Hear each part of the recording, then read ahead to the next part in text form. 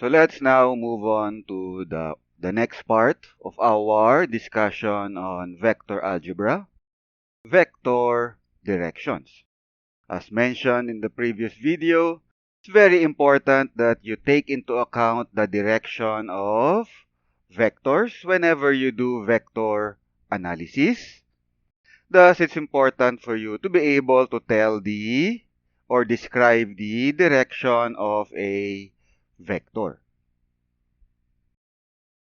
Now, we can describe the direction of vectors in many ways. We'll cover the more common ones in this video,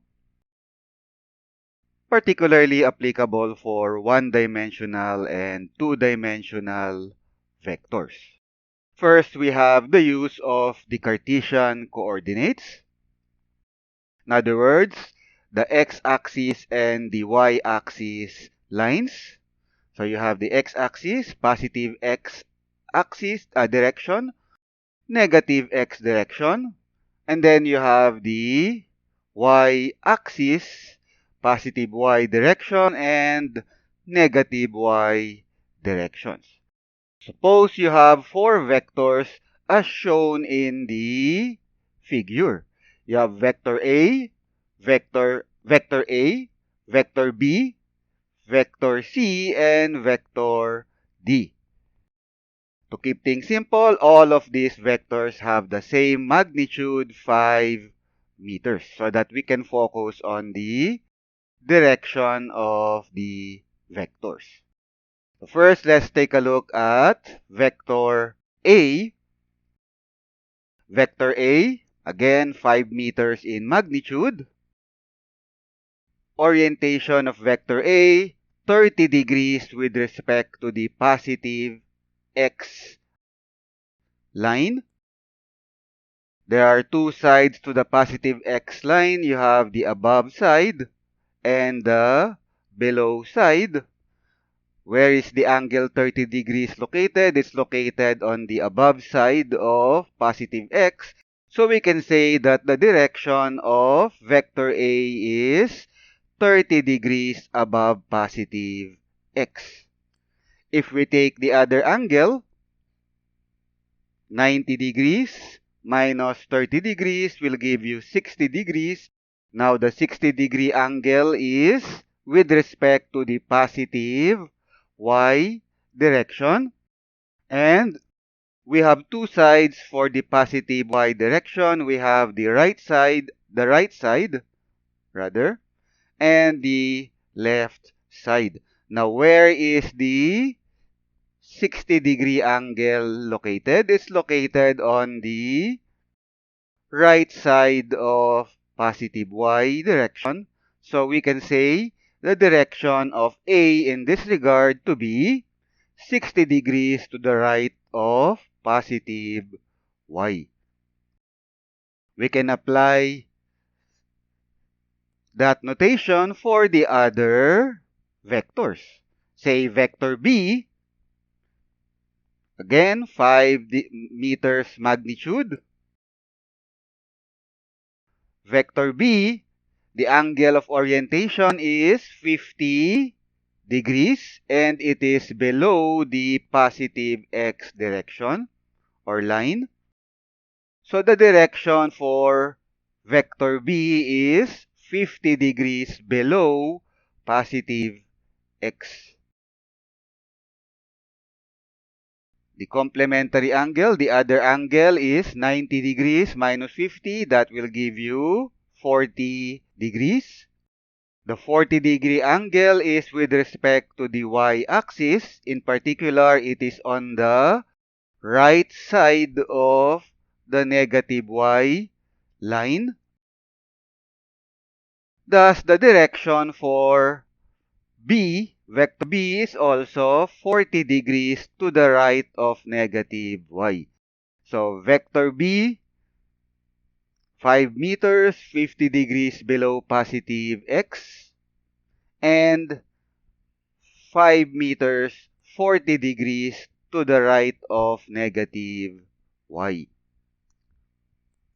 As for vector C Vector C is heading directly towards the negative x direction. So we can simply say C is equal to 5 meters towards negative x. If it was heading towards positive y, therefore the direction will be towards positive x. Okay, if the direction is positive x. The same goes for positive y and negative y. Lastly, we have vector D, and the angle of orientation is 45 degrees, and it is above the negative x line.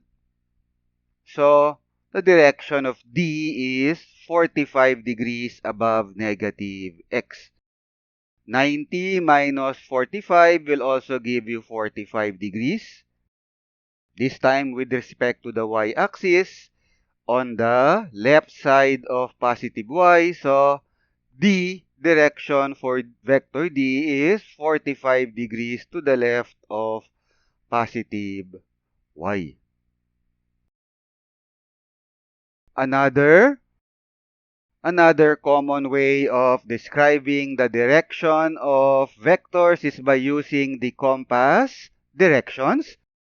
This is particularly applicable for, say, maps and such. Using the same vectors as we had in the previous slide, in the previous example, we still have vector A, B, and C, and D, and same magnitude, 5 meters.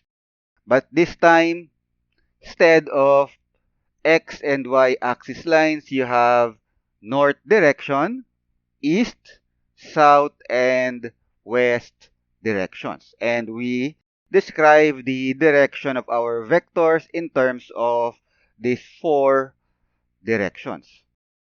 Vector A, 30 degrees with respect to the east direction. The east direction, the east line, has 2 sides. You have the north side and the south side. Where is the angle 30 degrees located? It is located on the north side. So the direction of A is 30 degrees north of east. North side of the east direction. So north of east. The other angle, 60 degrees, is with respect to the north line, north direction.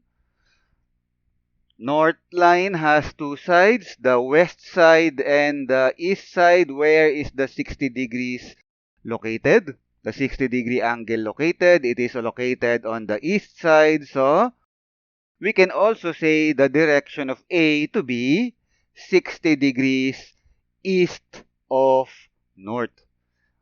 East side of the north direction. So east of north.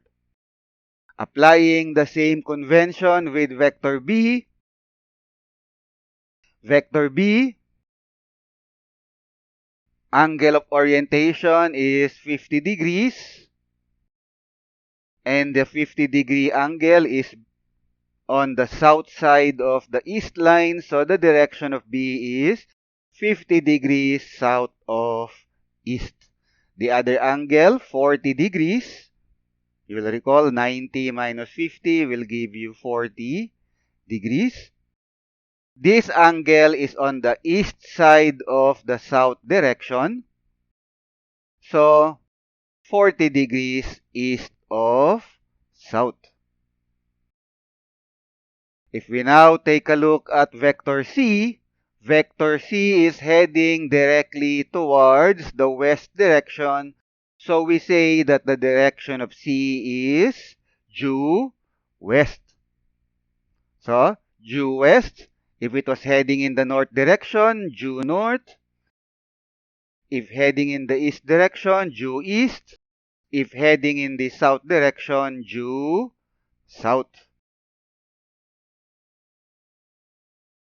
Next, we have vector D. Vector D, 45 degrees. If you look at the other angle, 45 degrees. So 45, 45. The direction of vector D is exactly in between north and west directions.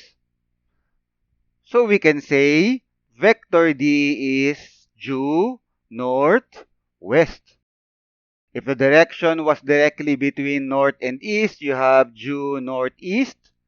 Then you have due southeast and due southwest. So again, due northwest if exactly between north and west direction.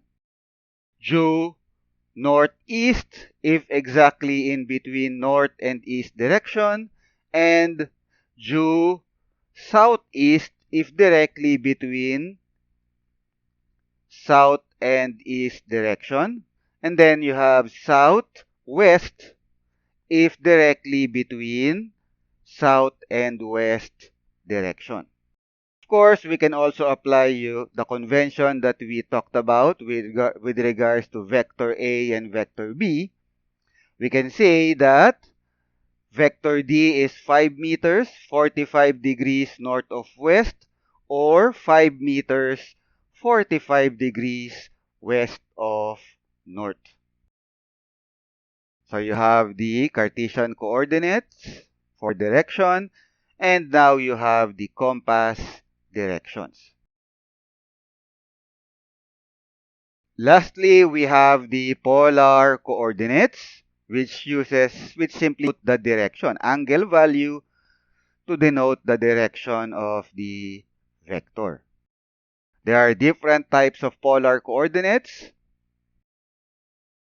One type of polar coordinates uses or follows the quadrant direction. So you have the horizontal axis, the vertical axis. You'll recall from your mathematics the quadrants. First quadrant, second quadrant, third quadrant, and fourth quadrant. So that's counterclockwise direction. Starting on this line, this direction will be our reference direction. That will be the 0 degrees direction. 0 degrees, 90 degrees, 180 degrees, 270 degrees, then 360 degrees. Using these angles for direction, we can describe the direction of our vectors. So once again, using the same 4 vectors as we had before, vector A, B, C, and D. Vector A, with regards to the 0 direction, the angle of vector A is 30 degrees. So 5 meters and the angle is 30 degrees.